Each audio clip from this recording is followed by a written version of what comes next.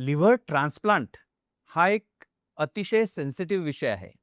सुदैवानं बातम्यांमध्ये आता आपण बऱ्याचदा ऑर्गन ट्रान्सप्लांट विषयी भरपूर सारं ऐकतो आहे. पण हे नेमकं काय असतं? लिव्हर ट्रान्सप्लांट होतं म्हणजे पेशंटचं लिव्हर काढून त्यांना दुसरं लिव्हर बसवतात. हे कुठून येतं? नेमकं किती लिव्हर पुरेसं असतं? असे अनेक इंटरेस्टिंग प्रश्न आहेत ज्याच्यावर आपण चर्चा करणार आहोत. माझ्या मते सर माझ्याशी ह्या विषयावर चर्चा करायला तयार झालेत कारण लिव्हर ट्रान्सप्लांट हा त्यांचा अतिशय आवडीचा विषय आहे. तर तुम्हाला तुमच्या प्रॅक्टिसमध्ये सर तुम्ही यंगेस्ट लिव्हर दिलेला आणि घेतलेला पेशंट बघितला असं काही आठवतंय?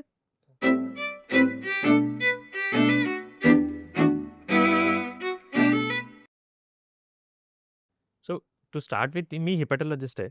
मी लिव्हरचं मेडिकल काम बघतो सगळं आणि we have a surgical team. So medical आणि सर्जिकल असं हे काम चालतं. याला टीम लागते आणि इंटेन्सिव्ह केअर असे हे 3 पिलर्स आहेत लिव्हर ट्रान्सप्लांटचे. त्यातलं मेडिकल काम सगळं आम्ही पाहत असतो.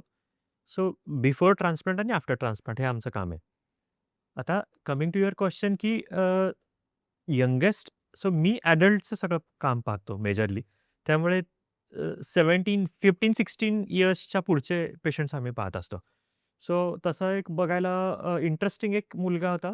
त्याला विदिन अ मंथ फक्त पोटदुखी एवढंच फक्त चालू होतं. तो बाहेरच्या गावावरून आय थिंक औरंगाबाद साइडचा मुलगा आहे तो आणि तिथे बरेच दिवस झालं पोट दुखतंय आणि हळू पायाला सूज चढायला लागली. मग अंग सुजायला लागलं, मग पोट फुगायला लागलं आणि हळू कावीळ आली. ह्याच्यासाठी तो आमच्या हॉस्पिटलमध्ये आमच्या टीमकडे शिफ्ट झाला. त्यावेळेस सोनोग्राफीमध्ये फक्त एवढंच दिसत होतं, की लिव्हर मोठी झाली आहे आणि पोटामध्ये पाणी जमायला लागलंय आणि अंगाला खूपच सूज होते.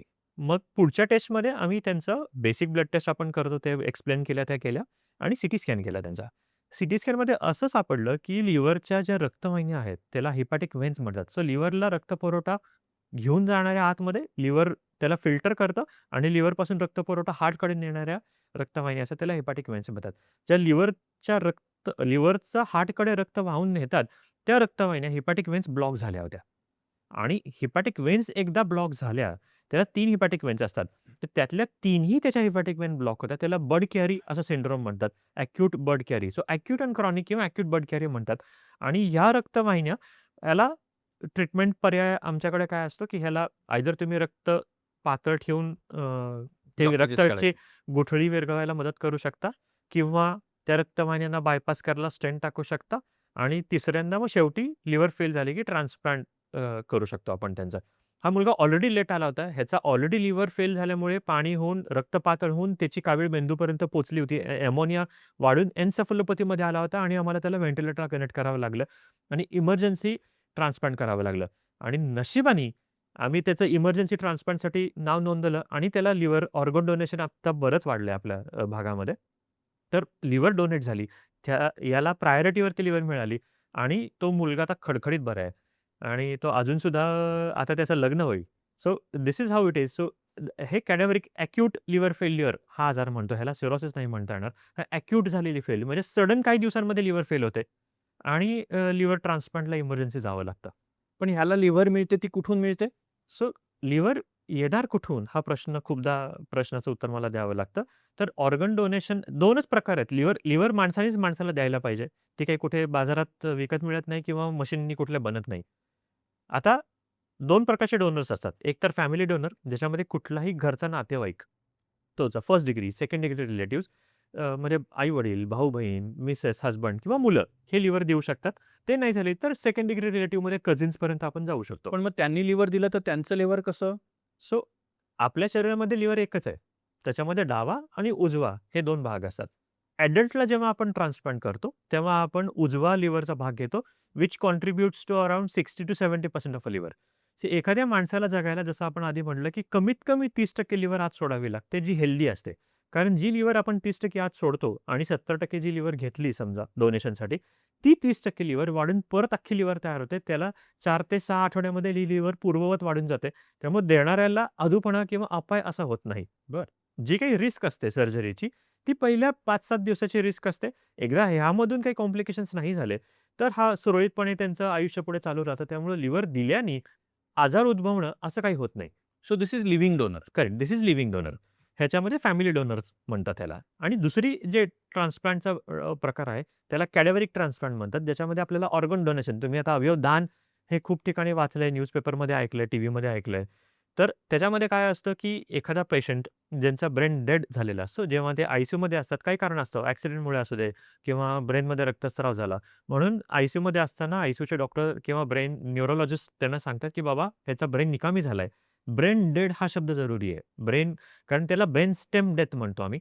आणि ही ब्रेन स्टेम डेथ झाली, की तो हा पेशंट परत रिकव्हर होत नाही, कारण ते इरिव्हर्सिबल इंजुरी आहे. सो फक्त मेंदू काम करेनासा होतो, त्यामुळे माणसाची शुद्ध निघून जाते, पण करेक्ट. बाकीचे सगळे अवयव अतिशय चांगले असतात. करेक्ट. सो पेशंट व्हेंटिलेटरवरती असतो, पण हार्ट, किडनी बाकी सगळे अवयव नीट काम करत असतात. पण कितीही तुम्ही अजून कालावधी थांबला, तरी हा ब्रेन पूर्ण शुद्धीवर कधी येणार? शुद्धीवर येत नाही. हा ब्रेन रिपेअर होणार नसतो आणि ह्याला ब्रेन डेथ म्हणतात. आणि असे जेव्हा पेशंट्स असतात, त्यांचे नातेवाईक कन्सेंट दिल्यानंतर, काउन्सिलिंग नंतर ते ऑर्गन डोनेट करू शकतात. त्यामुळे एखाद्या माणसाने जर अवयव दान केलं, तर 6 ते 7 लोकांना जीव वाचू शकतो. बरं. तर म्हणजे 2 किडनी मिळतात आपल्याकडं, 1 लिव्हर मिळते, आपल्याला हार्ट आहे, लंग्स आहे. हे सगळे ऑर्गन्स, पॅनक्रियाज आहे, हे सगळे ऑर्गन्स आपल्याला मिळू शकतात ऑर्गन सो डोनेशन्समुळे. एका मिळणाऱ्या लिव्हरमधून आपण एकच पेशंटला देतो, 2 पेशंटना देत नाही. सो एक लिव्हर कधीतरी काही पेशंट्समध्ये सिलेक्टेड ग्रुपमध्ये यंग लिव्हर असेल, डोनेशनचं टाईम कमी, आपल्याला इन हॉस्पिटल डोनेशन होणार असेल, जिथे मला जाऊन कोल्हापूरमधनं लिव्हर आणायची नाहीये. अशा वेळेस सिलेक्टेड फ्यू पेशंट्समध्ये एक लिव्हर 2 मध्ये डिव्हाईड करून आपण वापरू शकतो. एक लहान बाळाला देऊ शकतो पीडियाट्रिक ट्रान्सप्लांटसाठी आणि मोठा भाग अडल्टसाठी ठेवू शकतो, पुरुष किंवा स्त्री जे कोणी आहेत. अशाला स्प्लिट लिव्हर ट्रान्सप्लांट म्हणतात. हे करू शकतो तुम्ही. नाहीतर नॉर्मली लिव्हर डोनेशन्स होतात ही कॅडॅव्हरची ब्रेनस्टेममधून आलेली liver. Correct. So organ donation जे म्हणतो, ते कॅडॅव्हरमधून ऑर्गन डोनेशन म्हणून अख्खी लिव्हर मिळते. आणि फॅमिली डोनर असते, त्याच्यामध्ये पार्शल लिव्हर मिळत असतात. पण मग आपण कुठल्या पेशंटला आता तुम्हाला लिव्हर ट्रान्सप्लांटशिवाय पर्याय नाहीये असं सांगतो? एकदा का लिव्हर आजारी पडली, लिव्हर सिरोसिस स्टेज सी पर्यंत पोहोचला. सिरोसिस ए, बी आणि सी स्टेजमध्ये आम्ही डिव्हाईड करतो. स्टेज एमध्ये आता तुम्हाला मला असलं तरी कळणार नाही जर आपण टेस्ट नाही केली तर, की एवढा सायलेंट असतो तो. स्टेज बीमध्ये काय दिसायला लागतं, की पाय सुजायला लागतात, पोट फुगायला लागतं, कावीळ दिसायला लागते. आणि ह्याचंच प्रोग्रेशन स्टेज सीमध्ये होतं. अमोनिया वाढायला लागतो, किडनीला सूज चढायला लागते, वारंवार पाणी काढावं लागतं, वारंवार रक्तस्राव व्हायला लागतात. अशा स्टेजला एकदा पोहोचला, की मात्र ह्या पेशंटच्या लिव्हर आम्ही त्यांना सांगतो, की बाबा medically we have exhausted the treatment. आणि एक स्टेज क्रॉस केली, की यांना म्हणतो, की तुम्ही ट्रान्सप्लांट करून घ्या. सिरोसिस झाला म्हणजे ट्रान्सप्लांट करायला पाहिजे असं नाहीये पहिली गोष्ट. अर्ली ट्रान्सप्लांटचा फायदा होत नाही, कारण ती लिव्हर काम करत असते जसं मी तुम्हाला म्हटलं स्टेज ए किंवा अर्ली स्टेज बीमध्ये. स्टेज बी क्रॉस केली, स्टेज सी पोहोचायला लागलो, की ह्या लिव्हर काम करणाऱ्या नसतात आणि ह्या लिव्हरसकट तुम्ही जास्ती दिवस जगू शकत नाही. अशा पेशंट्सला आम्ही ट्रान्सप्लांट सांगतो. कारण जगण्याची शक्यता ट्रान्सप्लांट नंतर जास्ती आहे, रादर दॅन द लिव्हर, ज्याच्यामध्ये तुम्हाला जीवाला धोका होण्याची शक्यता जास्ती. सो अशा वेळेस आम्ही ट्रान्सप्लांट सांगतो. काय मी स्कोर्स कॅल्क्युलेट करतो. ह्याच्यामध्ये सीटीबी स्कोर म्हणतो, MELD मेल्ट स्कोर म्हणतो. हे स्कोर्स कॅल्क्युलेट करून स्कोरच्या प्रमाणे ही पेशंटला सांगतो, की बाबा इतका स्कोर याचा अर्थ खूपच खराब लिव्हर आहे. किती कठीण असतं ट्रान्सप्लांट? म्हणजे अ, मला तुम्ही आज ट्रान्सप्लांट सांगितलं, मी लगेच उद्या ट्रान्सप्लांट करू शकतो? सी आता ट्रान्सप्लांट किती इमर्जंट आहे हे बघणं जरुरी आहे. जसं ॲक्यूट लिव्हर फेल्युअरच्या ट्रान्सप्लांट्स हे इमर्जन्सी ट्रान्सप्लांट असतात. ते पुढच्या 2 दिवसामध्ये व्हायलाच पाहिजे किंवा त्या दिवशी व्हायलाच पाहिजे. ह्याला इमर्जन्सी ट्रान्सप्लांट म्हणतात. सिरोसिस किंवा ॲक्यूट आणि क्रॉनिक लिव्हर फेल्युअर, ज्यांच्यामध्ये पोटात पाणी आहे, आजार काही महिने झाले चालू आहे, ह्यांच्यामध्ये आपण प्लॅन करून ट्रान्सप्लांट करू शकतो, कारण तेवढा वेळ मिळेल तुम्हाला. ॲक्यूट लिव्हर फेल्युअरमध्ये डिसीज इतका फास्ट असतो, की आपल्याला वेळच भेटत नाही.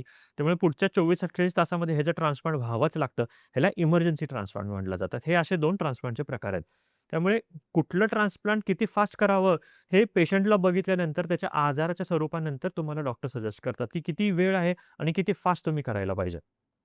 पण मग वेळ आहे आणि मला ट्रान्सप्लांट करायचंय, तरी ट्रान्सप्लांट करायचं ठरवल्यानंतर ट्रान्सप्लांट होण्याचा कालावधी हा किती असतो?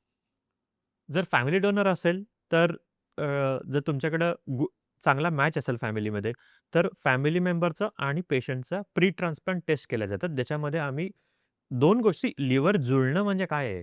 2च गोष्टीची जुळणं होतात. एक तर ब्लड ग्रुप मॅचिंग करतो आणि दुसरं साइज मॅच करतात. ह्याच्यापेक्षा पुढे काही जुळण्याच्या टेस्ट जगामध्ये अवेलेबल नाहीत. पेशी टू पेशी मॅच जगामध्ये कुठल्याच ट्रान्सप्लांटमध्ये किडनी, लिव्हर कोणालाच करता येत नाही. त्यामुळे हे हाल्फच वर्क आहे. हाफ वर्क लिव्हर आत पोटामध्ये बसल्यानंतर चालू होतं, जेव्हा ती बॉडी त्या लिव्हरला एक्सेप्ट करायला लागते आणि त्याला पुढे वाढवायला मदत करते. So this is half work. So पहिल्या हाफ वर्कमध्ये आपण काय करतो, प्री ट्रान्सप्लांट टेस्ट करतो. डोनरला काही आजार आहेत का सुप्त हे बघतो. खूपदा असंही झालं, की आम्हाला डोनरच्या टेस्टिंग करताना डोनरचीच लिव्हर खराब निघाली किंवा डोनरलाच कॅन्सरच्या गाठी सापडल्या. हेही झालेलं आहे. त्यामुळे pre transplant test detail test होतात बॉडीच्या. ह्याच्यामध्ये दोघांचे आजार बघितले जातात. मॅचिंग केलं जातं काही साइज आणि ब्लड ग्रुपचं आणि मग ट्रान्सप्लांटसाठी आपण पुढे जातो. ह्याला एक 5-7 दिवस लागू शकतात. प्री ट्रान्सप्लांट टेस्ट कंप्लीट झाल्या, की त्यांचं लीगल पेपरवर्क चालू होतं, ज्याच्यामध्ये आपल्याला काही परमिशन्स सरकारतर्फे घेणं जरुरी आहे. त्याच्यामध्ये लीगल कमिटी असते, जी हॉस्पिटलची आमची कमिटी आहे, तर ती इन हाऊस हॉस्पिटल कमिटी आम्हाला मदत करते परमिशन देण्यासाठी. डिस्टंट रिलेशन असेल, तर हॉस्पिटल कमिटीनंतर ही फाईल आपल्या रिजनल ऑफिसमध्ये जाते, जसं ससून आहे पुण्यामध्ये. तिथं आम्ही ही फाईल पाठवतो. तिथले लोकं पडताळा करतात. हे कागदपत्र पडताळा करतात, हे मेडिकल पडताळा नाही करत. कागदपत्रामध्ये जेन्युइनिटी आहे का? नातं प्रूव्ह होतंय का? आणि कोणाला प्रेशराईज केलं गेलंय का डोनेशनसाठी? कारण हे डोनेशन हे ऐच्छिक आहे. हे स्वतःहून पुढं आलेलं ह्याच्यामध्ये पैशाचा व्यवहार किंवा काही काळाबाजार होतोय का? हे बघण्यासाठी या लीगल कमिटी मदत करत असतात. एकदा हे सगळं क्रॉस झालं, त्यांची परमिशन मिळाली, की तुम्ही ट्रान्सप्लांटला पुढे जाऊ शकता. हे फॅमिली डोनरसाठीच आहे फक्त. कॅडेव्हरसाठी परमिशन्स लागत नाही. तुमचा नंबर नोंदवला जातो. ह्याच्यासाठी प्रत्येक ट्रान्सप्लांट हॉस्पिटलमध्ये कॅडेव्हरिक ट्रान्सप्लांट लिस्ट असते आणि झेड-टी-सी-सी नावाची आपली कमिटी आहे रिजनल, झोनल कमिटी. त्याच्यामध्ये नाव नोंदवलं जातं आणि ह्याच्या रोटेशनमध्ये तुम्हाला लिव्हर मिळतात. फर्स्ट कम फर्स्ट सर्व्ह बेसिसवरती किंवा तुमच्या लिव्हरच्या आजाराच्या सिव्हिरिटीप्रमाणे नंबर्स तुम्हाला वर-खाली होतात. On an average waiting period आजकाल 1 इयरचा आहे लिव्हरमध्ये. काही लोकांना 2-2 वर्ष पण थांबायला लागतंय. कारण पेशंटची संख्या वाढत चालली आहे, पण तेवढे डोनेशन्स होत नाहीयेत अनफॉर्च्युनेटली. साउथ ऑफ इंडियामध्ये डोनेशन्स महाराष्ट्रापेक्षा 3 पटींनी जास्ती आहेत. त्यामुळे तिथे फास्ट डोनेशन्स होतात. त्यामुळे मे बी तिथे 3 महिन्यामध्ये तुम्हाला 6 महिन्यामध्ये लिव्हर्स भेटतील. पण पुण्यामध्ये डोनेशन्स किंवा महाराष्ट्राचे डोनेशन रेट अजून तिथे नाहीये. But we are still better than North India. तिथे नॉर्थ इंडियामध्ये डोनेशनच फार कमी आहेत. त्यामुळे सगळ्यांनी बेसिकली जर घरामध्ये कोणी फॅमिली मेंबर असेल, आय-सी-यूमध्ये गेलेला आहे, ज्याचा ब्रेन निकामी झालाय आणि तिकडच्या जर डॉक्टरांनी तुम्हाला सजेस्ट केलं, की तुम्ही अवयवदान करू शकता आता ह्या पेशंटचा रिकव्हर होणार नाहीये, तर प्लीज त्याचं कन्सिडर करून अवयवदान करा. कारण खूप साऱ्या लोकांचे, अशा आजारी लोकांचे जीव वाचतात. कारण ज्यांच्याकडे फॅमिली डोनर नाही आणि जे फक्त कॅडाव्हरमध्येच थांबलेत, हे खूप सारे पेशंटना आम्ही गमावतो वेटिंग लिस्टवरती. कारण हे पेशंट मी एका लेव्हलच्या पुढे त्यांना वाचवू शकत नाही कॉम्प्लिकेशन्सला. कारण लिव्हर एकदा खराब व्हायला लागली, प्रोग्रेसिव्ह आहे. फेल व्हायला लागली, की ह्याला कुठल्याही मेडिकल थेरपीनी, कुठल्याही डायलिसिसनी मला बरं करता येत नाही एका लेव्हलच्या पुढे. आम्ही फक्त ट्रान्सप्लांटला घेऊन जाण्याचा मदत करतो. पण तिथपर्यंत सक्सेसफुल होऊ ह्याची गॅरंटी कुठलेच डॉक्टर देऊ शकत नाहीत. त्यामुळे महाराष्ट्रातला जर ट्रान्सप्लांटचा एस्पेशली कॅडाव्हर ट्रान्सप्लांटचा वेटिंग पिरियड आपल्याला कमी करायचा असेल, तर आपण सगळ्यांनी ब्रेनस्टेम डेड कॅडाव्हर डोनर्सचं जास्तीत जास्त डोनेशन करण्यासाठी ॲक्टिव्हली प्रयत्न करायला पाहिजेत असं मला वाटतं. येस. ट्रान्सप्लांट नंतरचं आयुष्य कसं असतं? ट्रान्सप्लांट नंतर आज ट्रान्सप्लांट झालं, की on an average family donor असू दे किंवा कॅडाव्हरिक असू दे, ऑन एन एव्हरेज 10व्या ते 14व्या दिवशी पेशंट डिस्चार्ज होतात. एकदा बरं. का पेशंट डिस्चार्ज झाला, की पहिले 6 ते 8 आठवडे आम्ही त्यांना पुण्यामध्येच थांबायला सांगतो, समजा बाहेरगावचा पेशंट असेल तर. आणि दर आठवड्याला त्यांना येऊन भेटून जावं लागतं आम्हाला. कारण जी लिव्हर बसली, जसं मी तुम्हाला म्हटलं, की अर्धं काम नंतरचं आहे. की लिव्हर बसलेली आतमध्ये वाढते कशी किंवा बॉडीला किती सामावून घेतली जाते, हे सगळं त्याच्यामध्ये ब्लड टेस्टमध्ये कळत असतं. इम्युनोसप्रेशन हे मेडिकेशन्स असतात. कारण कितीही काहीही झालं, तरी ही लिव्हर देवाने दिलेली नाहीये. ही बाहेरची लिव्हर आहे. ही सुरळीत काम करण्यासाठी काही मेडिसिन्स त्यांना आयुष्यभर घ्यावे लागतात. इनिशियली आम्ही टॅक्रोलिमस, मायकोफेनोलेट, स्टिरॉइड असे 3 मेडिसिन्स देत असतो. पुढच्या काही महिन्यांमध्ये स्टिरॉइड्स बंद होतात. मायकोफेनोलेट पण काही महिन्यांमध्ये, वर्षभरामध्ये बंद होऊन जातं आणि टॅक्रोलिमस नावाची गोळी मात्र आयुष्यभर या पेशंट्सना घ्यावी लागते. जर पथ्यपाणी नीट पाळलं आणि औषधं वेळेवर घेतले, स्वतःचा आहारावरती निर्बंध आणि बाकीच्या व्यसना आधारित तुम्ही नाही गेला, तर ही आयुष्यभर लिव्हर तुम्हाला साथ देते. लिव्हर बंद पडत नाही. त्यामुळे एकदा का ट्रान्सप्लांट झालं, की ऑलमोस्ट 6 मंथ्स नंतर ते तुमच्या माझ्यासारखे होतात. तुम्हाला कळतच नाही, की या माणसाचं ट्रान्सप्लांट झालं. ते इतके नॉर्मलाईज होऊन जातात. पण मेटाबॉलिक सिंड्रोम्स, कारण ट्रान्सप्लांट नंतर काय होते, की आधी 6 महिने, काही वर्ष त्यांची भूक गेलेली असते, मसल लॉस झालेला असतो, जेवण जेवत नसतात. ते व्होरॅशियसली खायला लागतात आणि त्यांचं वेट झपाट्याने वाढतं. म्हणजे पेशंटचं मी 50 आणि 60 किलोचे पेशंट्स 80 आणि 90 किलोला गेलेले बघितलेत. कारण ते इतकं खायला लागतात, की त्यांची ॲपेटाईट, भूक वाढायला लागते. सो त्याच्यावरतीही निर्बंध ठेवणे, त्यामुळं ऑपरेशन नंतर नवीन डायबिटीज किंवा नवीन बीपी येऊ शकतो या लोकांना. तर त्याचं मेटाबॉलिक क्लिनिक असतं आमचं, जे हेपॅटॉलॉजी लोकं लक्ष ठेवत असतात आणि त्याप्रमाणे त्या डॉक्टरांकडे त्यांना पाहून वेळच्या वेळी त्यांना फॉलोअपमध्ये ठेवून त्याच्यावरती कंट्रोल करता येतो आम्हाला. मला असे काही डॉक्टर्स पुण्यातले माहिती आहेत, ज्यांचं लिव्हर ट्रान्सप्लांट झालेलं आहे आणि त्याच्यानंतर त्यांनी 21 किलोमीटर मॅरेथॉन येस. आणि अतिशय चांगल्या सक्सेस स्टोरीज केलेल्या आहेत. तुम्ही अशी एखादी ट्रान्सप्लांट नंतरची सक्सेस स्टोरी सांगू शकाल का? So we have one family जिथे मुलींनी यंग मुलगी अनमॅरिड तिन्ही वडिलांना लिव्हर ट्रान्सप्लांट झालंय. त्यांना आता ट्रान्सप्लांट होऊन पण 7-8 वर्ष 7-8 वर्ष झालेत. जे त्या आणि त्यांचं मी नाव घेणार नाही, but he is running marathon now. आत्ता त्याने 21 किलोमीटरचे मॅरेथॉन रन केले as you said. He is now in 60s. But आणि त्या मुलीचं पण आता लग्न झालं डोनरचं. So there are very good people.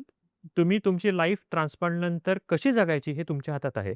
Doctor फक्त तुम्हाला ट्रान्सप्लांट करून मेडिकेशनसाठी मदत करतात. पण त्याच्यासाठी प्रवृत्त होऊन आहार नीट ठेवणे, हेल्दी लाईफस्टाईल ठेवणे, हेही पेशंटचं कर्तव्य आहे किंवा फॅमिलीचं सपोर्ट त्याच्यामध्ये त्यांना जरुरी आहे. त्यामुळे these are very good stories where we see की people are going back to normal आणि ते अवयव दान करायलाही लोकांना मदत करतात. सो आयुष्य खूप सुंदर आहे. आपण आपल्या आयुष्याबरोबर काय करतो याच्यावर हे सगळं अवलंबून आहे. म्हणून आयुष्याच्या निगडीत एक अतिशय ज्वलंत प्रश्न आपण पुढच्या एपिसोडमध्ये घेणार आहोत आणि तो या सीरीजचा सगळ्यात शेवटचा एपिसोड असणार आहे आणि तो म्हणजे दारू. तुम्हाला सगळ्यांना विनंती आहे की हा एपिसोड पुढचा तुम्ही सगळ्यांशी शेअर करा, कारण दारू या अतिशय गहन, गंभीर, इंटरेस्टिंग, आवडीच्या विषयावर आपण चर्चा करणार आहोत आणि मला खात्री आहे की त्यातली सत्य आणि खरी माहिती सर आपल्याला देणार आहेत. जाऊ नका कुठेच, आमच्यासोबत जरूर राहा. आजचा एपिसोड जर तुम्हाला आवडला असेल तर कॉमेंटमध्ये आम्हाला जरूर सांगा. हा विषय तुम्हाला महत्त्वाचा वाटत असेल तर घरच्यांना हे व्हिडिओ जरूर शेअर करा. आणि हो, असेच आरोग्यपूर्ण विषयी चर्चा ऐकण्यासाठी या चॅनलला जरूर सबस्क्राईब करा.